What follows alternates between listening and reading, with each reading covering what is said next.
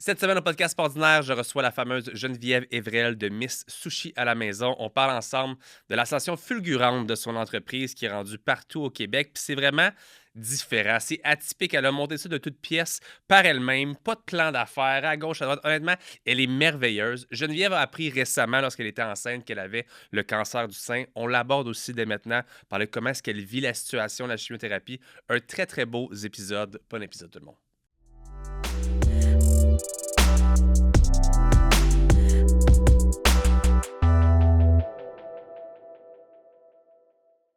L'épisode d'aujourd'hui est une présentation de liquidation125plus.com, qui est un super détaillant de vente en ligne. Dans le fond, Liquidation 125 Plus rachète les surplus d'inventaire des plus grands détaillants au Québec et vous les revendent au meilleur prix. Dernièrement, je cherchais des cadeaux pour mes enfants, puis des fois en ligne, je ne sais pas si je me fais avoir, est-ce que j'ai réellement un rabais, mais quand je vais sur liquidation125plus.com, j'ai toujours le meilleur prix. Et si je fais la comparaison avec d'autres grands détaillants, j'ai toujours l'assurance d'avoir le meilleur prix sur Liquidation 125 Plus. Rendez-vous directement au www.liquidation125plus.com pour voir l'ensemble de leur deal. Un très grand merci à eux de sponsoriser l'épisode d'aujourd'hui.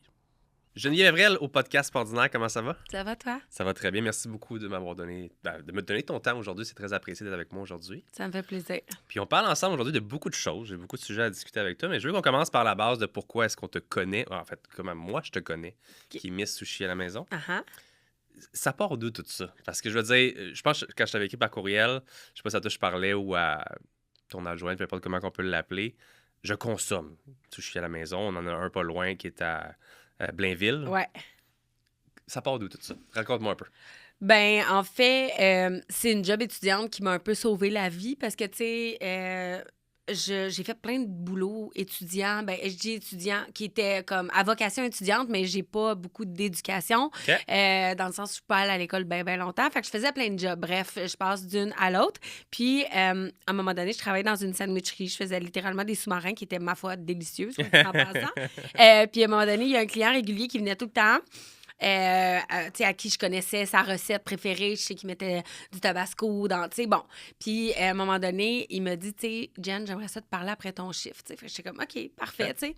Il dit, j'aimerais ça t'offrir un emploi. La raison pour laquelle tu me vois souvent ici, c'est que dans le fond, je suis en train de rénover un local, puis on ouvre bientôt. Ça va être un restaurant de sushi, tu sais. OK. Fait que moi, du haut de mes, genre, 19 ans, je suis comme, ah ouais, hein, des sushis. Puis, tu sais, là, back in the days, c'était en 2006, fait que c'était quand même peu connu encore, les C'était moins sushis, surtout à Québec. OK. Tu viens de Québec. Moi, je viens de Québec. Puis, tu sais, il y avait comme les bons restaurants. C'était comme tout ou rien. C'était comme soit le Métropolitain ou, je sais même pas si Sushi Shop existait. OK. Genre, fait que c'était vraiment comme très nouveau. Puis moi, qui avait pas beaucoup de sous dans la vie en général, je me payais pas ça, là. Ouais. Tu sais, fait que moi, on dirait que la gourmande en moi, rapidement, je me suis dit, si j'apprends à en faire, je vais pouvoir en manger. C'est ça. Fait que quand le propriétaire m'a dit tu pourrais travailler pour moi, ben j'ai évalué un peu aussi le template, là, tu sais, c'est quoi les heures, c'est quoi le salaire, tout ça. Puis c'était vraiment avantageux sous tous les points.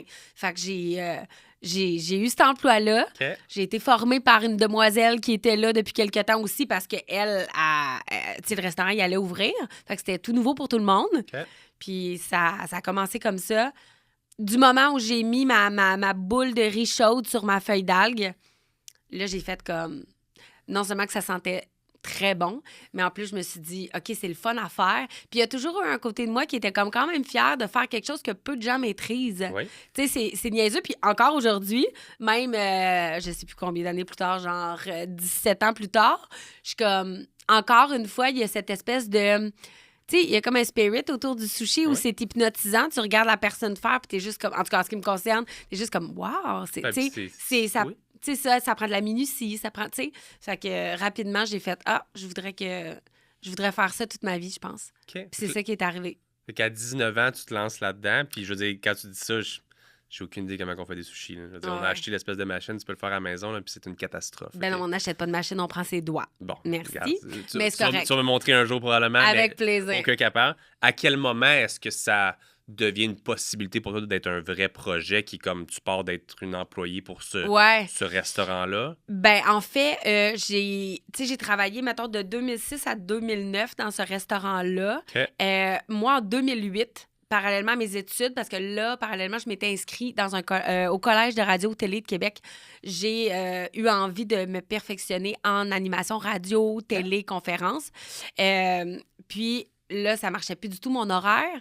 Fait que je me suis dit, je pourrais comme aller chez Le Monde la fin de semaine faire des sushis. Fait que moi, je vais voir mon boss de l'époque. J'ai dit, écoute, je pense que j'ai un bon filon.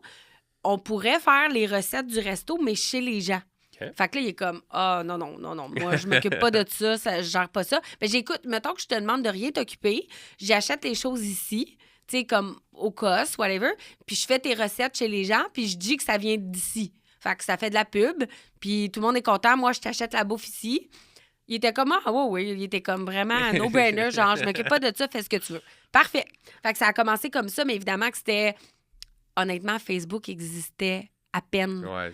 Tu sais, Facebook, ça existait depuis 2 ans, puis on est encore une génération un peu réfractaire à c'est quoi cette affaire-là, genre. Fait que c'était le bouche-oreille, là. C'était littéralement ça. Fait qu'au début, j'allais chez mes amis, ma famille, qui, Dieu merci, avait bien envie de m'encourager. Puis c'est en 2011 que c'est devenu un emploi parce que moi, j'ai obtenu un poste en animation radio après mes études. Fait que t'es fini. Fait que j'ai fini mes études au collège, puis dans le fond, moi, j'ai toujours fait des sushis chez mes amis pour la fin de semaine, pour le fun. Tu sais, ça arrondissait les fins de mois, mais tu sais, je vivais pas de ça. Puis en 2011, là, j'avais un poste permanent à la radio, ça allait full bien. Puis j'avais tellement de demandes de sushis à la maison que là, je me suis dit, OK, ben là, j'ai fait genre un petit template de combien de soirées je devrais faire pour arriver à avoir un salaire équivalent à la radio qui était comme sécurisant. C'est-à-dire, tu sais, c'était mon emploi temps plein, j'avais une paye aux 2 semaines.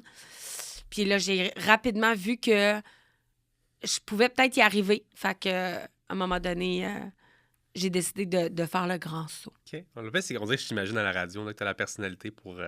Ben, tu sais, je suis fantastique en ce moment, au Fantastique avec Véro, puis toute la gang. Je savais même pas.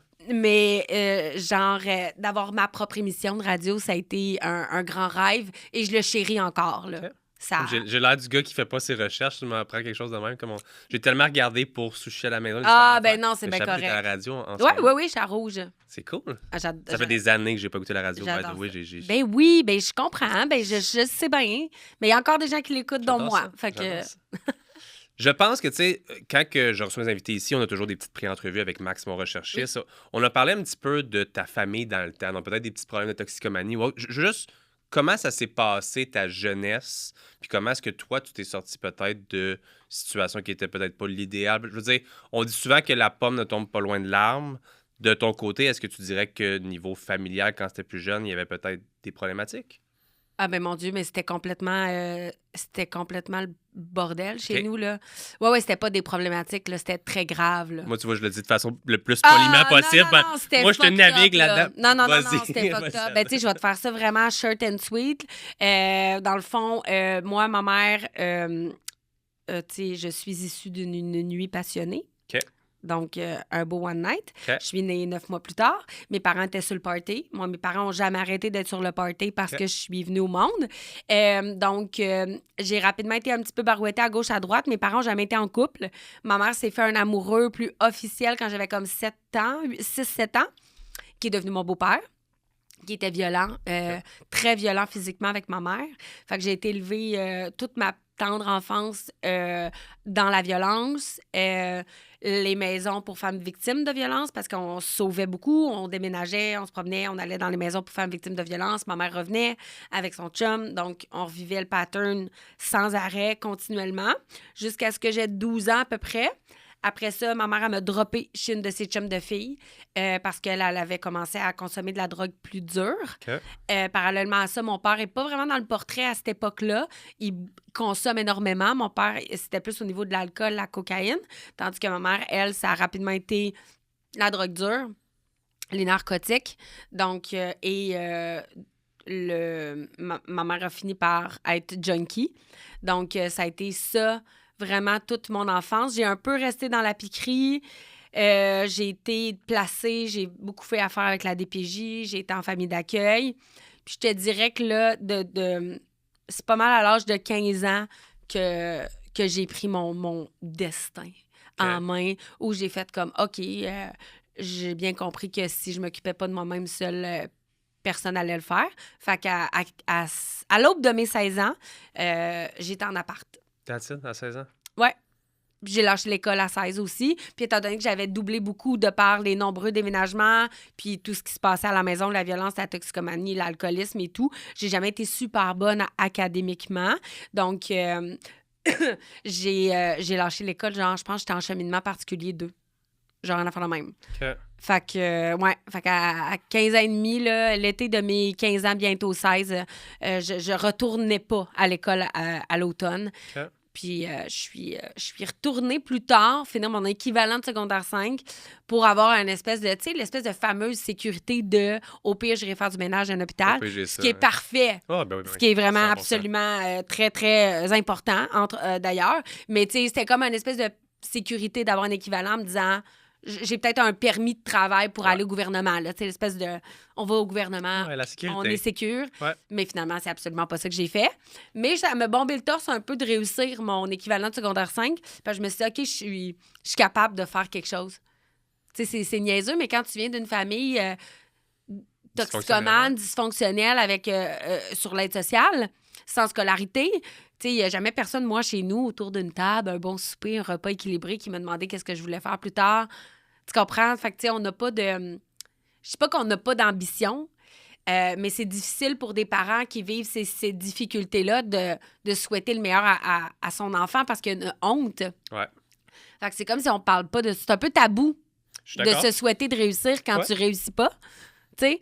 Fait que finalement, à un moment donné, je me suis dit, je vais faire mon propre chemin, mais jamais je me suis dit, je vais être une entrepreneur, je suis une entrepreneur, je me pars une business, je vais réussir dans la vie, là. Ça n'a jamais été ça, là. Ça a toujours été, je pourrais faire ça. Ça marche. Fait que c'est un petit grain. Les gens aiment ça. Cool. Tu sais, j'ai même pas de plan d'affaires, j'ai jamais eu de plan d'affaires. Tu sais, c'est pas... ça a toujours été naturel. OK. Mais tu dirais-tu quand même que, je veux dire, quand tu vis dans un cadre qui est plus dysfonctionnel comme ça, y a-tu quelque chose qui t'a quand même empêché, toi, d'aller peut-être dans des zones plus dark ou d'aller vers... Tu sais, je veux dire, y a-tu quelque chose qui... Tu dis, t'es parti à 16 ans, est-ce qu'il y a quand même quelque chose ou whatever, un cadre qui t'a aidé à toi-même ne pas sombrer, à pas avoir des problèmes, à pas avoir... Non. Parce que, comme on dit souvent, malheureusement, l'environnement dans lequel on est, Oui. ça peut nous amener dans le même genre d'environnement. Totalement. Vas-tu l'amener comme étant de la chance? Vas-tu l'amener comme étant un cadeau du ciel? Tu sais, y a-tu quelque chose qui fait juste que t'es parti au bon moment, puis... C'est une bonne question, parce que je pense que c'est un mélange de choses. Je pense que mon tempérament... D'abord, j'aime pas vraiment me faire dire quoi faire. J'aime pas vraiment faire ce que les autres font. Fait que ça, je pense que ça a été le début de surtout pas m'inspirer de mes parents. Ouais. Tu sais, fait que rapidement, j'ai fait... mais rapidement, j'ai eu la vivacité d'esprit de faire c'est fucked up ce qu'ils font. Ça les a détruits. Pour ma mère, ça l'a tué. Ça a gâché une partie de leur vie pour mon père. Mon père a perdu, genre, 30 ans de sa vie à boire, là. Ouais. C'est fou, là. Tu sais, fait que je me suis juste rapidement dit, hey, c'est absolument pas ça que je veux dans la vie. Donc, rapidement, je me suis dit que pour vivre autre chose, il fallait que je prenne clairement un autre chemin ou que je me le façonne moi-même. Fait que c'est ça que j'ai fait parce que, honnêtement, de voir mes parents maganer de même, ça donnait pas le goût du tout d'essayer. Mais quoique, je me suis fait offrir de la drogue. J'ai failli me faire échanger contre un deal de dope. Tu sais, j'étais là-dedans, puis ça aurait été full, normal. Genre, à la limite, on m'aurait absolu en disant, c'est sûr qu'elle a mal fini, là, tu sais. Parce que c'est c'est ce qu'on prévoyait pour moi, là. C'était le sort qu'on m'avait destiné. Il y a bien des gens dans ma famille très étroite qui ont fait, on n'aurait pas gagé un d'eux, là. Tu sais, c'est sûr que tu finissais, genre... au Carole, pour ne pas le nommer, là, tu sais, c'est un bar de danseuse à Québec, parce que c'était comme... C'est sûr que ça finissait mal, mon affaire. Puis finalement, j'ai comme un peu contré les statistiques, peut-être. Ouais. Je suis content de t'avoir avec moi aujourd'hui, puis que tu ailles bien, puis ça, c'est le plus important. C'est sûr que je serais pas là si j'avais accepté tout ce qu'on m'avait offert. Puis toi-même, t'es maman de combien d'enfants, là? Je suis maman de combien d'enfants? Ouais. 2. On est pareil. Je suis papa de 2 enfants aussi. Yeah. Dans cette situation-là, comment toi, tu te sens en tant que maman vis-à-vis peut-être justement ce cadre-là que toi, tu as eu? Est-ce que, je veux dire... Ou le cadre que j'ai pas eu, mettons. Disons-le comme ça, dans le sens où tu sais ce que tu ne veux pas reproduire. I guess. Ben, c'est facile de ne pas reproduire ce que j'ai vécu, dans le fond, parce que déjà, le cocon que j'ai créé, ma vie que je me suis créée, est à des années-lumière de ce que j'ai vécu. Fait que c'est même pas un struggle. Tu sais, est-ce que je me suis déjà dit, vais-je être une bonne mère? Comme n'importe quelle femme, mais pas plus ni moins que n'importe quel humain, je pense, parce que, je veux dire, je suis la personne que je me suis rendue là. Déjà, de m'être rendue où je suis prouve que j'ai une tête sur les épaules. Fait que quand j'ai eu mon garçon, c'était tout naturel pour moi de faire, ben je vais faire de mon mieux. Puis ce qui m'a sauvé la vie, c'est pas d'avoir pris mon propre chemin nécessairement, mais c'est que mes parents m'ont quand même toujours aimée. Tu sais, ma mère était, genre, vraiment maganée. Ma mère, elle pouvait faire le coin de rue, se piquer, pas être là à Noël. Tu sais, bien pu se passer tous les scénarios inimaginables. Je les ai vécus avec ma mère. Mais ma mère, elle m'aimait. Okay. Elle était juste malade, dépendante aux narcotiques. Ouais. Donc, je me suis dit, si l'amour que j'ai eu a fait en sorte que ça m'a certainement un peu sauvée niveau psychologique, entre autres, tu sais, si je m'étais fait dire toute mon enfance que j'étais un one night, mais une erreur, pas sûr que je donne cher de ma peau non plus, tu sais. On dit, mettons, justement, je suis content d'entendre ça parce que d'avoir entendu toute ta vie, je t'aime pas, t'es une erreur, t'es un whatever. Est-ce que ta façon de gérer l'amour que tu donnes aux autres ou whatever en aurait peut-être été affectée aujourd'hui? Mais fois, bon, on se dit, mais tu c'est comprends? sûr. Vivre dans un palace, là, vivre à Westmount, mais pas être aimé, est probablement plus dur qu'être élevé dans Limoilou, dans un crack house, mais te faire dire « je t'aime, je suis juste... je suis malade avec moi-même ». Moi, je pense que l'amour sauve tout. Fait que quand j'ai eu mon garçon, je me suis dit « moi, je vais juste l'aimer le plus possible au monde ». Même chose avec ma petite demoiselle qui est là depuis peu. Fait que, tu sais, rendu là, après ça, tu donnes du love, t'encadres, tu le sais, t'es papa, fait qu'on fait ce qu'on peut, là, tu sais, il n'y a pas de... À part le naître et grandir, il n'y a pas de livre, tu sais. Ouais. Fait que, tu sais, c'est ça. Fait qu'on fait ce qu'on peut. J'aime ça. L'épisode d'aujourd'hui est une présentation de Mindblow Energy, qui est une super compagnie québécoise de boissons énergisantes à base de nootropics, qui sont des ingrédients pour augmenter vos facultés cognitives. Donc, on parle de concentration, énergie, focus, bonne humeur, motivation. Une belle compagnie québécoise à découvrir. Et si vous voulez vous en procurer, rendez-vous au www.mindblowenergy.com avec le code PASORDINAIRE pour 10% de rabais. Bon épisode, tout le monde. Parlant justement de ta petite fille, on a malheureusement moi-même appris beaucoup d'autres que tu avais attrapé le cancer. Oui. On n'attrape pas le cancer. J'ai dit ça hier, et quelqu'un m'a dit hey, on n'attrape pas pour le plaisir le cancer. Mais je veux quand même qu'on puisse en discuter aujourd'hui, mais avec le plus de légèreté possible, parce que tu étais enceinte quand tu as appris ton diagnostic. Oui. Cancer du sein? Oui. Comment t'as pris ça, la nouvelle, quand tu l'as appris? Je veux dire, on a vu parmi les réseaux sociaux, je dois m'attendre à ce que ce soit la pire nouvelle qu'on peut apprendre. Oui. De tes propres mots, comment ça s'est passé un petit peu? Hey, c'est fou, là. Il y a jadis une publicité qui exprimait tellement bien ça. C'est que, tu sais, on voyait un humain dans un bureau de docteur avec un docteur qui disait... Je vous apprends que vous avez le cancer. Puis l'annonce, c'était vraiment au ralenti. La personne tombait par derrière.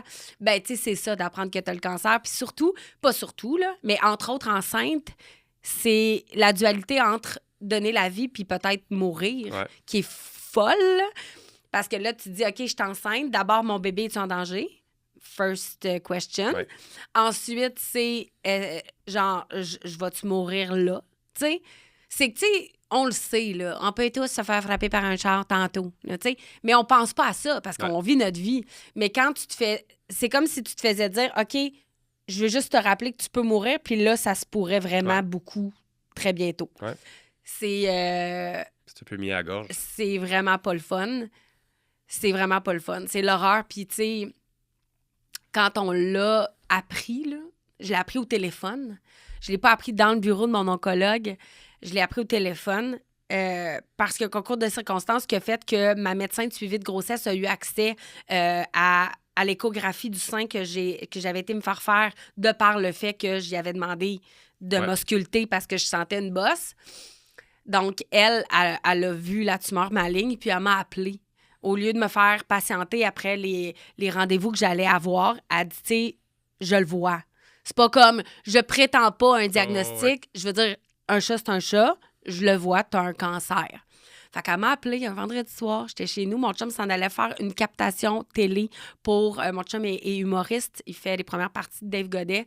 Et là, on est dans le salon, il s'en allait se préparer, il se préparait, puis tout ça pour partir. Moi, j'avais notre petit bébé à la maison en disant, chérie, il va faire ton show, je m'occupe de Milly, tout est beau. Et là, le téléphone sonne. On m'annonce que j'ai une tumeur cancéreuse, ma ligne. Comme, c'est sûr, ça prend de la chimio. Elle le voit, là. Ouais. Elle est comme, le bobo a 10 cm. Genre, c'est une bonne masse. Une bonne masse. Et là, je m'effondre en larmes. Et là, mon chum puis moi, on est sur le divan. Je vais toujours me rappeler, on se fait des câlins, on pleure. Puis là, je suis comme, mon amour, va faire ton show, tu sais. Puis je suis comme, the show must go on. Ça va pas faire diminuer ma masse que tu restes ici. J'ai appelé ma meilleure amie. Ma meilleure amie est allée à l'épicerie acheter toutes les milliardises possibles parce que notre love language, c'est la bouffe. Elle est arrivée chez nous avec des sacs de cochonneries. Mon chum est parti. On a écouté L'amour est dans le pré en l'écoutant pas vraiment, puis en faisant juste coquer, c'est quoi la prochaine étape? Tu sais, qu'est-ce que tu veux faire? Puis finalement, ben, tu sais, on a bien beau chialer après le système de santé. Je veux juste rassurer les Québécois et les Québécoises que quand t'es pris en charge, par exemple, t'es pris en charge. Vraiment. Tu sais, là, en ce moment, je suis actuellement, genre, au milieu de mon protocole, là. Je suis à ma 3e chimio la semaine prochaine de 6. Chimio avec un protocole très invasif parce que ma masse était très importante, puis mon type de cancer est très agressif pour une fille de mon âge. Puis c'est tough, là. C'est vraiment, vraiment tough. Mais je suis dedans, là. Puis je le fais. Tu sais, c'est pire. Le avant est pire quand tu sais rien. Ouais. C'est... Genre, j'ai pleuré à remplir mon bain de larmes, là, des nuits, tu sais, en faisant de la méditation, en me demandant, bon, je fais-tu des dossiers photos dans mon ordi pour que mon fils voit j'étais qui, puis qu'il voit pas juste, tu sais, genre, je te dis, j'étais en train de planifier ma mort, là. T'sais? C'est parce que tu sais pas qu'est-ce qui peut arriver puis tout, mais comme exact. Là, de t'en parler aujourd'hui, on dirait que je le vois que tu essaies de le prendre le plus possible avec, comme tu l'as dit, tu sais. Ben, c'est dans mon tempérament. Oui. Je suis quelqu'un de résiliente, je suis quelqu'un de positive, j'ai la joie de vivre facile, j'ai le bonheur facile. Fait que c'est rapide pour moi, contrairement à beaucoup de femmes ou de gens qui sont atteints d'un cancer. Des fois, la pilule est dure à avaler. T'sais, moi, il a juste toujours fallu que je me débrouille. Puis, tu sais, ça... Le background que j'ai eu de mon enfance fucked up me sert. Ouais. Parce que je suis comme, OK, je prends ça, je pleure, je vis, j'ai de la peine, je suis frustrée, je vis toutes les émotions. Mais moi, je vis les émotions rapidement. Fait que, tu sais, au lieu de rester sur quelque chose, je suis comme, OK. Fait que quand on m'a dit mon protocole, mon diagnostic officiel, puis qu'on m'a dit, voici l'étape. Tu sais, genre, j'ai comme pu structurer les mois à venir. J'ai fait, OK, c'est ma prochaine année. Tu sais, puis on le fait. Fait que là, j'étais à mi-chemin. Puis, tu sais, tout le monde m'avait dit, tu vas voir, ça va aller vite. Puis j'étais comme, ah. Puis, tu sais, là, j'ai presque plus de cheveux sous cette petite tuque. Mon Dieu, j'ai l'air de commanditer Walk-in, en plus. Oui. Mais c'est vraiment un concours de circonstances. Quoique, j'adore le brand. Mais tout ça pour dire que, tu sais, je le vis, puis c'est bien pire s'anticiper. Tu sais, j'étais comme, oh mon Dieu, là, je vais avoir des plaques, plus de cheveux. Puis là, je capotais. Puis là, j'ai ça. Puis je suis comme, ben, je me mets ma petite tuque. Puis, tu sais, c'est juste de vivre de vivre chaque étape puis de juste la vivre puis comme tu as dit tourner la page rapidement ou continuer plutôt que d'essayer qu'est-ce qui va arriver la semaine prochaine, qu'est-ce qui... Ouais, puis ce qui me rattache quand même beaucoup honnêtement, c'est que c'est temporaire. Je me rattache beaucoup à ça, tu sais, parce que effectivement là, je vais pas faire de la chimio toute ma vie là. Un humain ne peut pas tolérer de la chimio toute la vie, by the way, c'est impossible. Là. Fait que tu sais, je me dis ça va être ça. Puis c'est temporaire. Mes cheveux vont repousser, mes cils vont repousser. Puis on va sortir grandi de ça, tu sais. Pour finir avec ce sujet-là, parce que c'est vraiment pas juste ça que j'ai envie qu'on discute ensemble aujourd'hui, mais ce que je veux savoir pour les gens au Québec qui nous écoutent aussi, qui ne savent pas nécessairement c'est quoi que la chimio peut faire en général. Je veux dire, on a discuté rapidement par courriel. On devait savoir si c'était en forme pour venir aujourd'hui. Ouais. C'est-tu quelque chose, justement, qui est un des effets secondaires qu'on peut vivre? Puis je te dis ça sans aucune connaissance de cause. Ah, ben ça me fait plaisir. Puis, tu sais, pour vrai, si je peux devenir, ben peut-être pas la porte-parole du cancer, là, mais tu sais, je peux devenir une voix pour mieux comprendre. Puis c'est ce que je fais avec mon Instagram, entre autres. Oui. Je fais je les appelle mes chers journaux. Oui, fait que quand je commence un cher journal, c'est écrit, ça veut dire que je parle de mon contexte actuel, parce que des fois, je parle de bien d'autres affaires. La chimiothérapie, c'est vraiment un médicament qu'on administre généralement par intraveineuse. OK. C'est une poche comme du soluté, là, tu sais, quand... C'est tout dépendant de ton protocole, là. Puis, tu sais, je veux pas dire non plus, je suis pas une experte là-dedans, là. Fait que je pèse mes mots, puis, tu sais, genre, je me laisse place à l'erreur, puis bon. Mais bon, tu sais, il y a plein de cancers, il y a plein de protocoles, il y a plein de types de chimio. Mais moi, mettons, en ce qui me concerne, j'ai une chimio qui est super invasive parce que mon cancer est très agressif. Ce qui fait en sorte que mon type de chimio est composé de 2 médicaments de chimiothérapie puis 2 médicaments d'immunothérapie. OK. L'immunothérapie n'est pas aussi invasive que la chimio. Donc, si j'avais juste eu de l'immunothérapie, j'aurais pas perdu mes cheveux, mettons. OK. Parce que malheureusement, comme j'explique à mon garçon de 7 ans et demi, mon amour, plus que je vais avoir l'air malade, plus que je vais être en train de guérir. Parce que c'est ça, la chimio. OK. Plus que ton système devient down, plus que tu guéris, parce que la chimio s'attaque à tout ton corps. Malheureusement, contrairement aux molécules ciblées comme l'immunothérapie, s'attaque directement à mon type de cancer. OK. La chimio, elle n'a pas de différence entre le bobo puis Ce qui est bon. ce qui est bon. Donc, ça diminue ce qui est bon, entre autres au niveau des globules blancs. C'est pourquoi je m'injecte des globules blancs. Une espèce d'activation de globules qui fait extrêmement mal. L'injection, non, c'est ce que ça procure dans le corps. OK. Je compare souvent la chimiothérapie, et puis c'est élevé, là, mais c'est vrai. Je m'excuse. Vas-y. Je dis que j'ai l'impression d'être une bouteille de Pepsi dans laquelle on a mis 10 Mentos. Oh boy. C'est quand t'es en crash de chimio, quand tu viens de recevoir la chimio, généralement, là, ton système, il shut down complètement, puis t'as plusieurs effets secondaires. Il y en a qui n'en ont pas. Okay. Et c'est quand même rare, mais il y en a qui n'en ont pas. Il y a beaucoup de risques d'allergie aussi. Donc, on est toujours une poche de Claritin ou de Benadryl dans notre... dans notre, tu sais, le truc de chimio, là, genre. La petite tour, ouais, c'est ça, avec les poches puis tout ça. Parce qu'on peut avoir des réactions intenses. J'ai pas eu de réaction allergique. J'ai une belle panoplie d'effets secondaires qui me permettent pas d'être fonctionnelle quand je reçois de la chimiothérapie. Fait que quand je reçois ma chimio, ben ça fait toutes sortes d'effets sur le corps, entre autres, bon, c'est ça, plein de types d'effets secondaires. Heureusement, en 2024, on a presque plus de nausées parce qu'on associe beaucoup la chimio à vomir. Ouais. Genre, on dirait qu'un plus un, mais je pense que c'est une ancienne façon. C'est des... Ah, ces effets secondaires, comme plus dans le temps. Ouais, j'aurais le goût de dire dans le temps, même si ça fait peut-être pas plus que 10 ans, mais ça évolue vite, la médecine. Ouais. Puis ils ont trouvé beaucoup de sortes de médicaments qui nous aident, mais le médicament qui t'empêche de vomir te donne d'autres choses. Okay. Fait que tu choisis par où tout ça que ça se passe. C'est fou. Mais j'avoue que j'aime bien mieux avoir mes effets secondaires que d'avoir toujours la nausée, ou du moins vomir. Là. La nausée, c'est tout contrôlé. Il y a la perte de cheveux. Qui est vraiment la plus connue. Tu sais, quand on a le cancer, on n'a plus de cheveux, on n'a plus de cils, on n'a plus de sourcils, on n'a plus de poils. On n'a plus de poils. Okay. Aucun. Nulle part. Non, mais c'est vrai, c'est drôle à dire, mais on y pense pas. Mais j'ai plus besoin de me raser les jambes. C'est un laser au complet. C'est ça. Fait que, y a-tu positif? C'est permanent ou? Non, c'est pas permanent parce que sinon, mon concours serait permanent aussi. Pour les zones qu'on veut que ce soit permanent. Ça serait le fun de pouvoir faire je coche là, ça aimerait ça que ça soit réglé. Il y a aussi pour certains la perte de sensibilité du bout des doigts et des orteils, la perte des ongles, ils tombent. Ça, c'est la chimio qui fait ça. Je peux pas tout expliquer pourquoi, mais mettons, c'est pour ça que je mets mes pieds puis mes mains dans la glace quand je suis en chimio.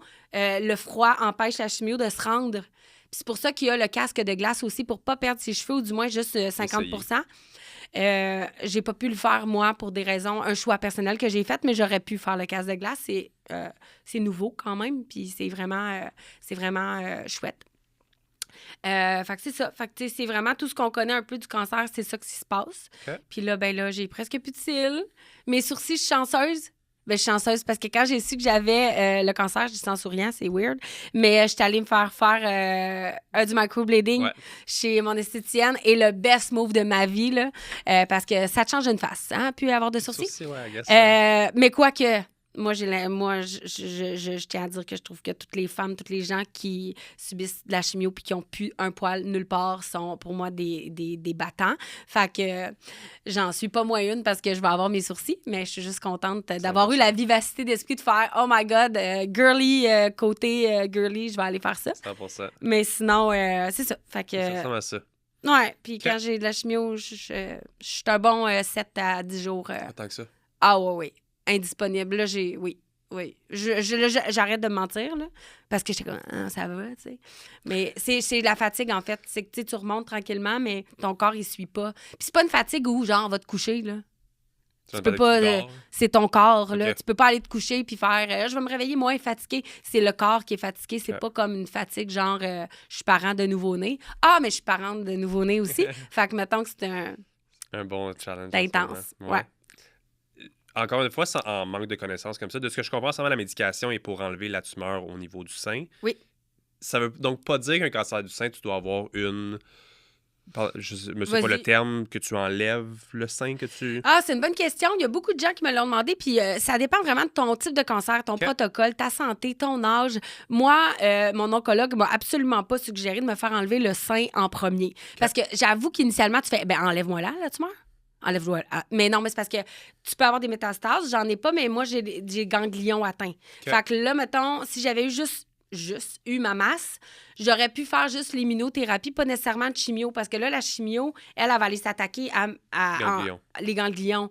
Fait que c'est ça, ça dépend de ton protocole. Puis vu que je suis jeune, vu que mon cancer est, oui, agressif, mais il y a une molécule ciblée pour lui, mon oncologue a dit « Hey, on essaie-tu de la faire fondre avant de t'opérer? » Parce que de toute façon, même si je me faisais opérer, j'aurais eu besoin de chimio quand même. Fait que comme on va essayer de faire...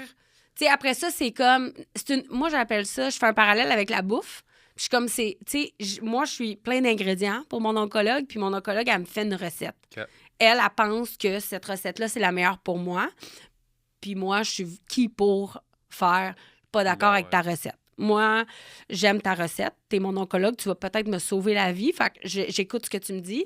Puis après ça, on réévalue. Si, mettons, la chimio était trop intense pour moi, là, tu sais, je pourrais dire, docteur, pour vrai, ça va pas, on ajuste. Tu sais, elle me shoot le pire, puis elle check qu'est-ce que je suis capable de prendre. C'est élevé, oui, mais c'est ça. Puis là, t'en as parlé justement, étant encore nouvelle maman. Ouais. À quel âge ta petite, là? 2 mois. 2 mois et demi, ouais. C'est fou. Fait que je me rappelle qu'est-ce que c'est comme... Fait que j'imagine que ça doit être assez challengeant quand même, niveau être maman, plus les business. Ah oui. Ben, mettons, là, qu'on parle de ma fille, je veux pas m'en vanter puis je veux pas me jinxer, mais elle a jamais pas fait ses nuits. Elle est née. Elle est née, puis on se levait une fois. OK. Fait que... Je sais que des fois, il y a le classique, genre pendant 2-3 mois, c'est ça, puis après ça, comme... Ma fille, c'était ça, là. Ces 3 premiers mois, c'était genre... fait ses nuits. Ben, écoute... Puis là, elle a 4 ans, puis elle me réveille encore les nuits. Ben non, mais c'est ça. C'est pour ça que je te dis ça. Je veux pas me jinxer. Puis elle a 2 mois et demi. OK, on touche du bois. Elle a toujours fait ses nuits. Fait que jusqu'à maintenant, ça m'a beaucoup aidé qu'elle dorme. Est-ce que ça va continuer ainsi? Je te le souhaite à 100%. Je me le souhaite, m'a gavé de pablum. Elle va dormir, je te le dis, tu sais. Non, mais je niaise, mais tu sais... Fait que là, jusqu'en ce moment, c'est pas trop pire parce que c'est ça, elle dort bien. Parce qu'au final, c'est que ça, là. Tu sais, en ce moment, ça mange, ça dort. That's it. Donc, je me souhaite que ça se poursuive parce qu'effectivement... Mais j'ai une nanny. J'ai une nanny. Fait que, tu sais, comme si elle se met à, comme tu dis, à plus faire ses nuits, j'ai de l'aide à la maison. J'ai la chance de pouvoir me permettre de l'aide. C'est le fun. Je veux dire, en même temps, je veux dire... Ben, il faut parce que, pour vrai, je suis pas capable de m'occuper de moi. Quand je suis en post-chimio. Fait que je me suis rendue à l'évidence que je n'étais pas capable de m'occuper de moi quand j'ai perdu les... J'ai manqué 2 marches chez nous avec mon bébé dans les bras. En chimio, je m'étais dit, ben non, je suis capable d'aller donner un biberon, là, tu sais, franchement. Puis j'ai un peu déboulé avec elle. Mais elle était toute correcte, là. Mais là, j'ai fait, OK, genre, c'est ça. Je vais arrêter de me mentir. Je suis pas capable. Pas capable. Fait que c'est tout. Merci bien. Au moins, tu t'es respecté là-dedans puis tu as respecté. Puis je me suis accompagnée puis j'ai demandé de l'aide. Je pense que c'est important. Quand tu es malade ou que tu as une situation, faut que tu te dises, hey, j'ai pas d'orgueil, là. Puis c'est pas grave. J'ai besoin d'aide. Donc, j'ai besoin d'aide. Revenons à Miss Sushi à la maison. Parfait. À quel moment est-ce que ça décolle réellement? Parce que là, on a parlé des débuts. c'est devenu une première, appelons-le franchise, appelons-le premier établissement. Est-ce qu'avant d'être des sushis à la maison, faisons le melting pot. Ah, là, non, mais c'est Sushi à la maison a débuté par le service à la maison. à la maison. Oui, oui. À quel moment ça commence à être plus gros? Jour 1. OK, vas-y. Raconte-moi un peu. Démêle-moi ma question à savoir, OK. tu as commencé comme ça, à quel moment tu as des établissements, à quel moment il y a des franchises, comment ça fonctionne? Miss Sushi à la maison, aujourd'hui, comment c'est devenu comme ça? Quand j'ai décidé de lâcher la radio à temps plein pour me lancer dans le vide, comme je disais tantôt, pour Ouais. Sushi à la maison, moi, je me suis dit, si je me book 3 traiteurs par semaine, pendant 3 mois, je lâche la radio. OK. Je me suis comme mis au pied du mur. Parce que, tu sais, c'est insécurisant. Puis je me suis dit, si je me mets dans le pétrin, c'est-à-dire si je je me double-bookais, là, dans le fond, moi, j'avais une job. Fait qu'il fallait que je choisisse. LOD. Fait que je me suis dit, je vais me mettre dans le pétrin à me booker 3 mois à 3 jours par mois, 3 jours par semaine de traiteur. Puis si ça se book, je lâche la radio. OK. Fait que, mais là, on s'entend, c'était en 2011. Fait que je me suis créé un Wix.com. C'est un genre de plateforme Ouais, pour se faire un site web. J'ai un calendrier en ligne que c'est genre le petit geek à la station qui m'a organisé ça. Et moi, je mets ça en ligne. Puis, tu sais, c'est pas un système de réservation étoffé, là. Ça m'envoie un courriel. Faut que je gère tous les courriels un par un. Et là, moi, j'ai un TDA quand même assez élevé. Fait que là, il fallait que je me crée un calendrier. Et j'ai pas délimité de territoire. Ah, fait que c'était... Je prenais tout. Je prenais tout. Je pouvais faire Val-d'Or, Saguenay dans la même fin de semaine, là. Des affaires de pas de bon malade. sens. Mais j'ai fini par m'organiser dans mon ouais. désordre, à faire « Hey, là, j'ai eu 4-5 réservations pour la BTB, je vais vous mettre toutes dans la même semaine, tu sais. » etc. Fait que day one, j'ai booké 1 an à 5 traiteurs par semaine à peu près, 4 à 5 traiteurs. Parce que moi, je m'étais dit, le monde va booker genre jeudi, vendredi, samedi. Tu sais. Mais non, le monde, il bookait là, le dimanche, le jeudi, le mercredi, un événement là. Fait que bref, je me suis booké 1 an en 1 semaine. Et depuis ce jour, c'est encore 1 an pour réserver sushi à la maison. Mais qu'est-ce qui fait qu'à ce moment-là, avant qu'on aille encore trop vite dans l'avancée, qui fait que tu as réussi à avoir autant de clients rapidement? Parce que là, on était comme pas encore à l'ère de Facebook Ben, j'étais d'aujourd'hui. Facebook, là, je m'étais créé une page fan. J'avais OK. 500 abonnés, puis j'étais bien fière. Tu comprends? Ouais. Toi, ta personnalité, Ben, t'as les réussi à... sushis que je fais sont non traditionnels, sont créatifs, sont Ouais. gourmands, sont québécois, sont complètement pas ce qui se passait dans la vie, là. Je suis d'accord. Tu sais, bouche-oreille, ben, c'est sûr que je travaillais un peu dans les médias. J'avais réussi à faire parler de moi dans le magazine Clin d'œil à l'époque. J'avais réussi à faire parler un petit peu de moi à des endroits très nichés, tu sais. Mais honnêtement, là, ma page Facebook, le bouche-oreille, tu sais, un an et demi après que j'ai commencé à faire sushi à la maison toute seule, à sillonner le Québec avec ma petite Kia Rio brandée avec mes petits maquis dessus, oui, là, j'ai eu des belles opportunités de visibilité. Ricardo m'a appelé. Ah ouais. Tu sais, j'étais genre, oh my God, Ricardo m'a appelé. Tu sais, j'ai fait beaucoup de personnalités. Random, dans la première année, quand t'as tout approuvé, tu sais, tu te fais appeler par Guillaume Lepage pour aller faire sa fête. Tu te fais appeler par Véro. Tu te fais appeler par du monde du milieu. Ça m'a beaucoup aidé, mais honnêtement, j'ai utilisé... Tu sais, Instagram est né en 2012. Ouais. Puis moi, j'ai créé ma page au moment que c'est né. J'allais chez des personnalités, je prenais des photos. Honnêtement, je pense que je suis comme une des premières influenceuses. T'as comme eu Au Québec, un là? bon timing. Ben, tu sais, puis jamais je m'auto-proclamerais ça, mais genre, 1 + 1 + 1, je suis comme... J'avais Instagram, j'allais chez le monde, je prenais des... Il n'y avait pas de vidéo, il n'y avait pas de story, il n'y avait rien, mais il y avait des photos. Je veux dire, là, ça prendrait 700 ans à revenir à mes premières photos, là. Puis en fait, même quand tu vas dans Archives, ça va pas là. Mais je suis comme une des premières à avoir utilisé cette plateforme comme tribune pour faire parler. OK. Moi, ça fait depuis 2012 qu'à tous les jours, je publie une photo sur Instagram, là. Ben, une ou plusieurs, mais tu sais, fait que ça a été naturel pour moi, l'utilisation des médias sociaux. Puis, je l'ai utilisé pour mon entreprise. Puis, ça aussi, tu sais, genre, j'en parle. Fait que ça Ça a fait ça. Puis ça a été longtemps que le service à la maison, là. Parallèlement, là, j'ai eu mon show de télé à Zest. Oui. Après ça, j'ai fait un livre de recettes. Après ça, 2 livres de recettes. Des produits en épicerie, ça a commencé par mes mayonnaises épicées, tout ça. C'est comme ça que je suis rentrée chez Sobeys. Mais tu sais, c'est tout genre une cliente qui m'appelle qui dit « On fait ça un livre? » Moi, je suis éditrice. La maillot, c'est dans le fond, c'est un producteur de... Il fait de la mayonnaise, il faisait de la mayonnaise. Cuisine Poirier, une super belle petite entreprise dans la Nodière. Elle me dit « Hey, moi, je pourrais faire ta maillot. » Elle m'a appelée. Là, je fais « Ah ouais, on pourrait faire ma maillot. » Tu sais, j'ai jamais fait de démarchage. C'est super atypique. C'est super comme... Ben, ça arrive pas dans la vie, là. Non, parce que t'as une personnalité bien à toi, t'es coloré, t'es cool, je veux dire. Tout ça, ça fait kicker, puis que la compagnie, je veux dire, comme tu l'as dit, la compagnie est funky dans ce que tu fais. C'est... Ouais. Mais en même temps, du timing, puis des trucs, puis de comme... Je trouve ça beau, je trouve ça le fun. Puis qu'en même temps, mais d'avoir des opportunités comme ça, que c'est, tu sais, t'avais peut-être même pas pensé à faire une maillot. Ah, mais jamais de la vie. Quelqu'un t'appelle, puis hey, on fait une maillot. Mais c'est parce qu'un projet en amène un autre. C'est-à-dire, quand quelqu'un t'appelle pour faire un livre, tu fais « Ah, je peux en faire un deuxième. » Là, tu sais, ça t'ouvre l'horizon à faire. Mais jamais d'emblée, je pense que... Je dis pas que j'avais pas confiance en moi, mais jamais d'emblée, j'aurais fait comme « Je vais faire un livre de recettes. Je vais faire des produits en épicerie. » Tu sais, moi, je viens... C'est ça, mon milieu me rattrapait au niveau de...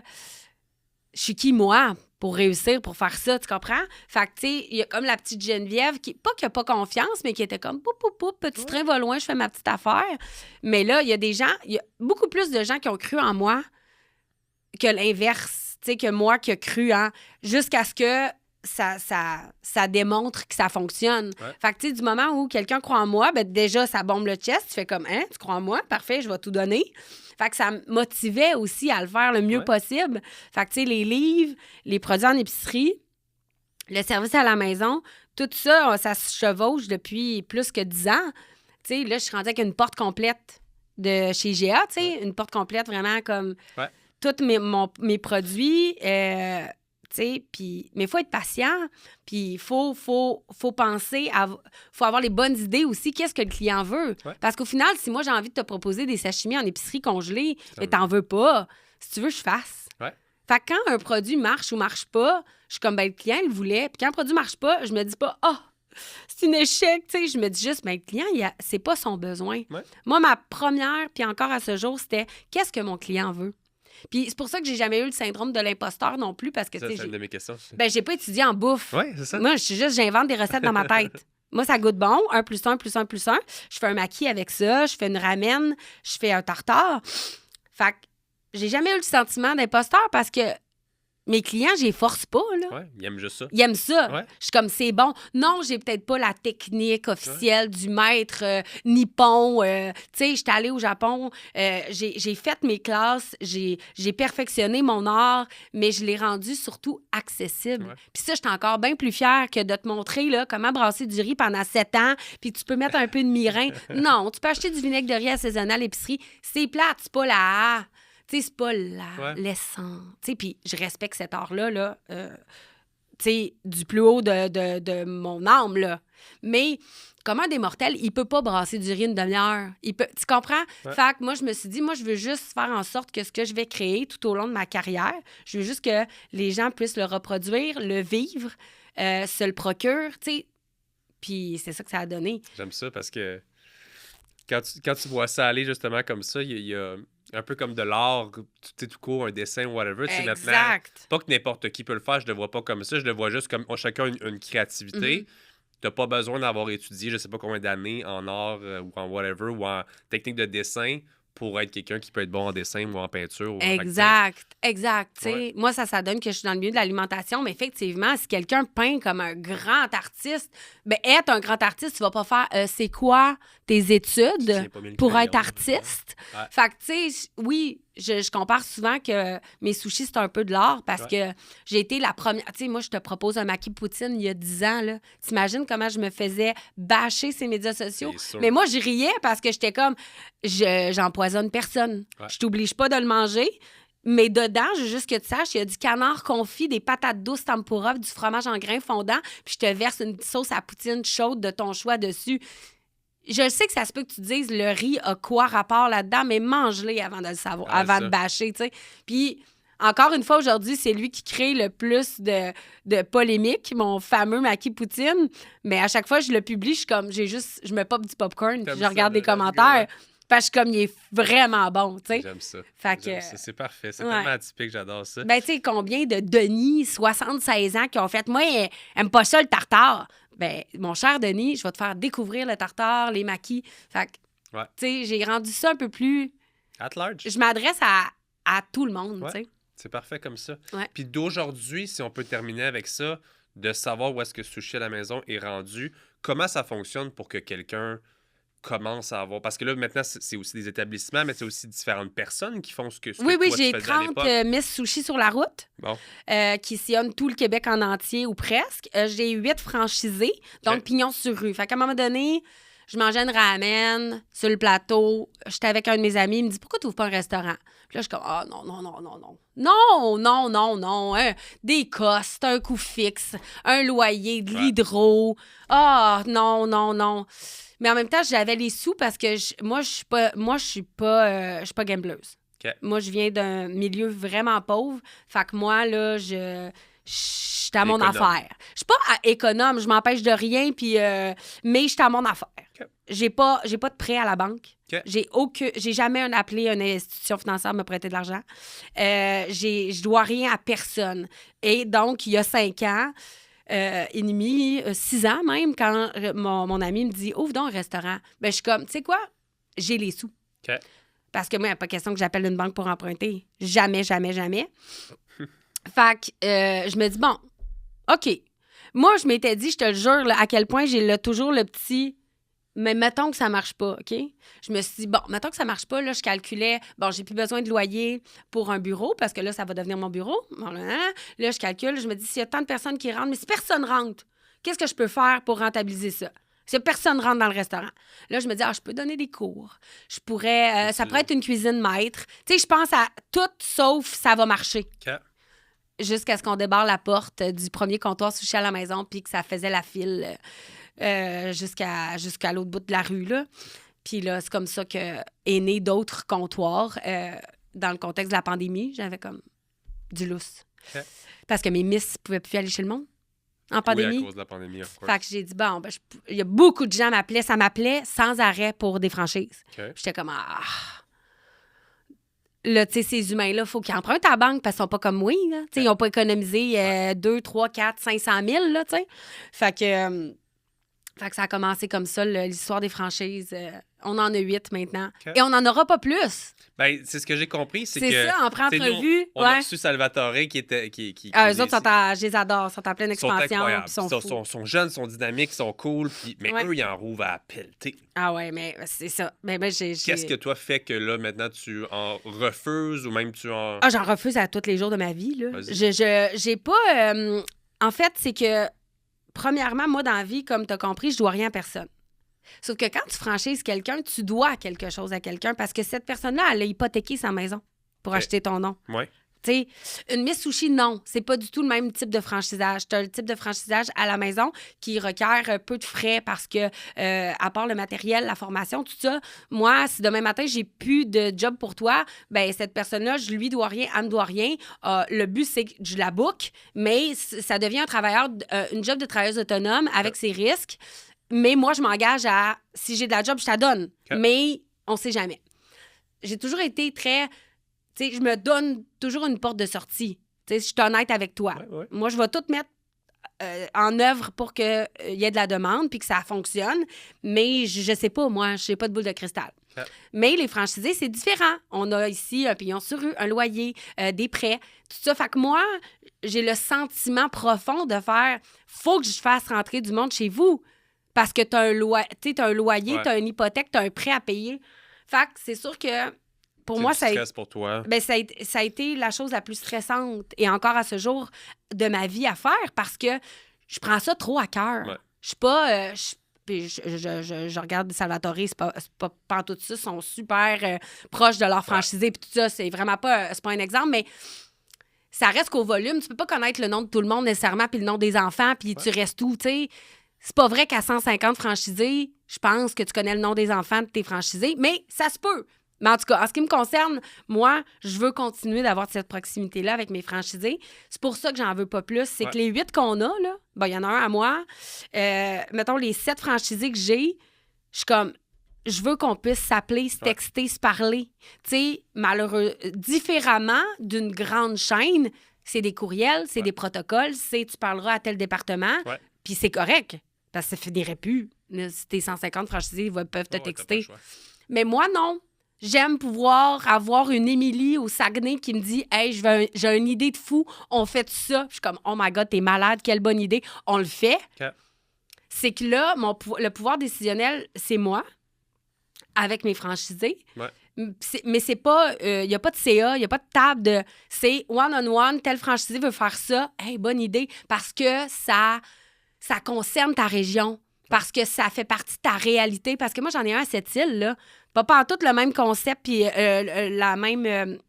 tu sais, c'est pas du tout les mêmes besoins, puis la même réalité qu'elle dans Hochelag. On s'entend qu'on... Fait que je peux pas dealer avec Sept-Îles comme je deal avec Montréal. C'est pour ça que j'en veux pas plus, parce que ils ont toutes des réalités tellement différentes qui sont tellement challengeantes et belles à la fois. Puis c'est cette proximité-là que je veux pas perdre.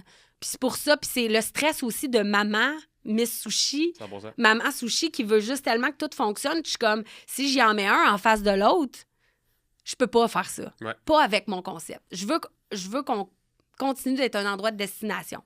Fait que t'as envie d'un sushi à la maison comptoir parce que ta soirée est dans 2, 3, 6 mois, mais là que tu craves un cornet cochon, ben là, tu peux aller à Blainville te chercher un cornet cochon en attendant ta soirée sushi, puis les deux se cannibalisent pas parce que je fais des recettes aussi différentes. Okay. Puis ça, c'est important. Fait qu'il n'y a rien qui se cannibalise, tout coexiste, mais par exemple, on a décidé d'avoir des points de chute. Okay. Parce que là, on se faisait trop demander de comptoir sur la Rive-Sud, à Terrebonne. Fait que là, tu sais, chaque franchisé, ils ont comme un rayon où ils peuvent développer des points de chute. Okay. Puis ça va full bien. Fait que tu sais, on est rendu avec genre 6 points de chute. Fait que, tu sais, ça, c'est hot parce qu'on a un emplacement maître, mais on peut quand même répondre à la demande. Ça grossit quand même en termes de points. Je fais full de développement. J'ai full d'idées. Tu sais, parce qu'il y en a qui disent, ben là, elle grossit pas son réseau. C'est comme mal vu, tu sais. Non. Je fais plein d'affaires. J'aime ça. Je suis plein de développement, mais... J'aime ça. Mais tu sais, c'est typique de de tes traits de caractère aussi, de vouloir rester aussi près de ces gens-là. Puis tu sais, rien enlever à aucune autre grande chaîne ou whatever. Je pense que c'est juste... C'est les traits de caractère, c'est la façon de fonctionner.